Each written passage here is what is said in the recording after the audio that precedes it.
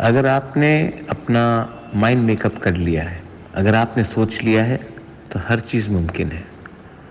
कल जब मैंने आप सबको शपथ लेकर मैंने देखा, किसी ने कॉकबोरॉक, किसी ने काउब्रू में लिया, तो मुझे इतना दिल से अच्छा लगा कि ये एक न्यू बिगिनिंग है। ये एक न्यू बिगिनिंग है। एंड इफ़ अगर आपने अभी शुरुआत अच्छे से किया, तो पूरा देश, पूरा तिपरासा आपको देखकर गर्व से महसूस करेगा कि मेरा परिवार से मेरा भाई, मेरा बहन, मेरा ही जैसा एक साधारण तिपरासा आज इतना आगे आ गया है और असेंबली में शपथ लिया है। अब से मैं आपको सिर्फ एक ही एडवाइस देना चाहूँगा, अहंकार अपने अंदर मत लाइए। ऐसे लोग जो आपको बिगाड़ेंगे, आपको आपका आपको अपने लोगों से ही दूर कर देंगे, उससे वैसे लोगों को अवॉइड कीजिए। वीआईपी कल्चर बंद कीजिए और आप ज़मीन में आकर सबसे हंस के घुल मिलकर प्यार से बात कीजिए। ये जो आपका नया शुरुआत है एज एमएलए, ये एक एरोप्लेन जैसा है। जब टेक ऑफ ठीक होता है तभी सफ़र ठीक होता है और लैंडिंग ठीक होता है। अगर टेक ऑफ के टाइम ही आप बिगड़ गए तो पूरा जर्नी खराब जाएगा। मैंने ज़िंदगी बहुत देखा है।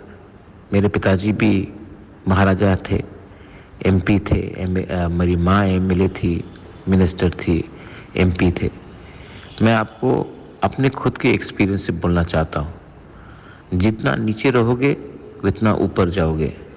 जितना ऊपर जाने की कोशिश करोगे उतना आप ही के लोग आपको नीचे तान देंगे।